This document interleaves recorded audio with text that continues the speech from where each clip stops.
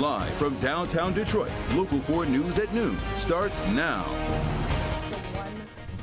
Community leaders and law enforcement teaming up to reduce crime in the city of Detroit after a violent weekend downtown.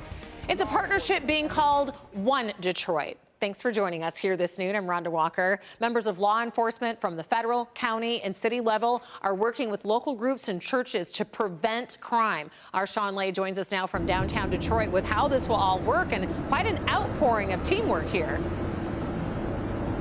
Truly, and the timing here is everything, Rhonda, because as you note that we have seen a string of violent days here in the city last weekend and into last week as well. Let's go to the video. We'll explain everything that was announced here downtown today, but gun violence exploding in Greektown and on the Riverwalk over the weekend, shootings that left 2 people dead.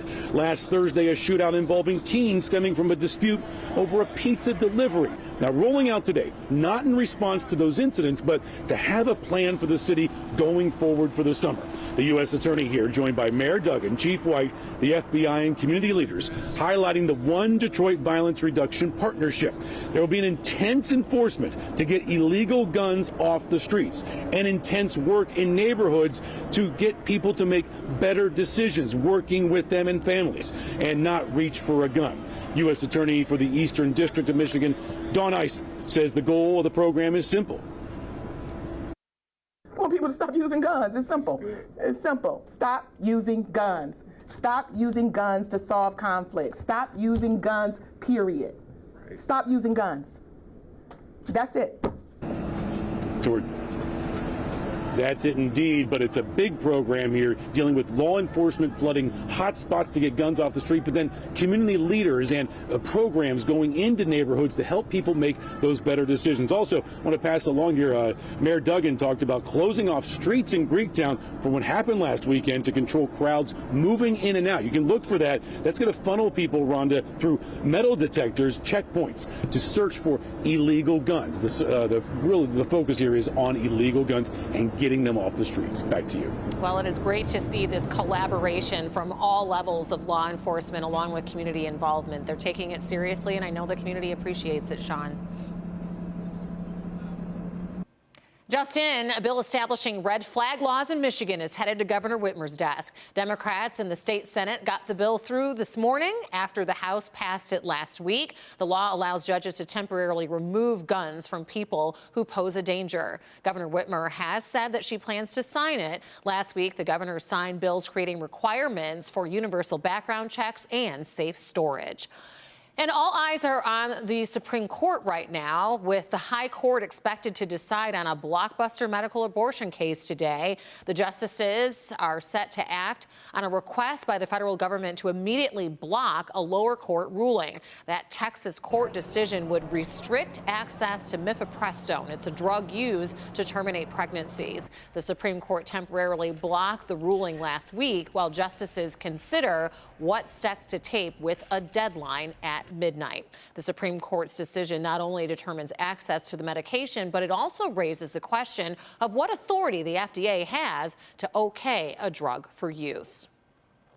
Also this afternoon, we are continuing to get reaction to that nearly $800 million settlement between Fox News Network and Dominion Voting Systems. It came just after the jury was sworn in, narrowly avoiding a defamation trial. Drew Petremol's in Washington with what comes next. The trial ended before it even started, the judge announcing the parties had agreed to a settlement just before opening statements were set to begin. But for both Fox News and Dominion, this issue is far from over. Lawyers for Dominion Voting Systems claiming victory. The truth matters. Lies have consequences.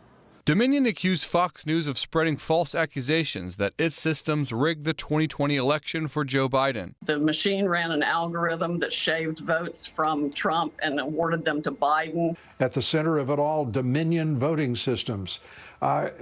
Are they the culprit here? Dominion filed suit demanding $1.6 billion in damages. Fox agreeing to pay Dominion nearly $790 million to avoid a trial where its top personalities and executives were set to be called as witnesses. Throughout this process, we have sought accountability and believe the evidence brought to light through this case underscores the consequences of spreading lies. Fox News releasing a statement acknowledging certain claims about Dominion to be false, adding it's hopeful the decision to resolve this dispute with Dominion amicably instead of the acrimony of a divisive trial allows the country to move forward. What we wanted is the truth to get out there.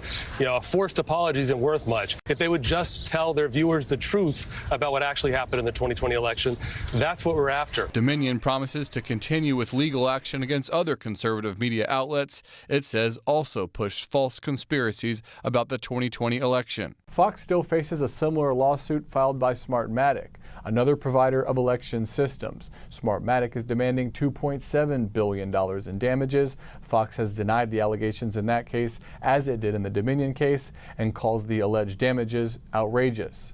Drew Petrimo, NBC News, Washington. All right, Drew, thank you. A multi-tier parking lot collapses. Investigators are now sorting through the level of a New York City parking garage, trying to figure out what caused it all to collapse.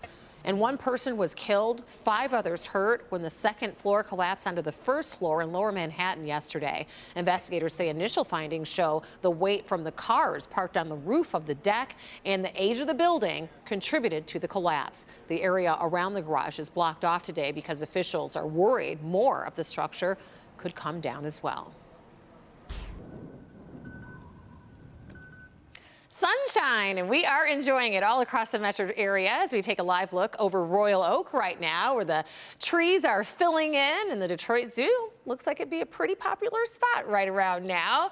And we want to get with forewarned meteorologist Ashley Barrissey with a look at what's ahead as we start to see some changes, some nice ones compared to around this time yesterday. That's right. So some bigger changes just within 24 hours. But Rhonda, you pointed out the trees kind of filling in. I noticed that on my drive yesterday as well. So that is a welcome sight.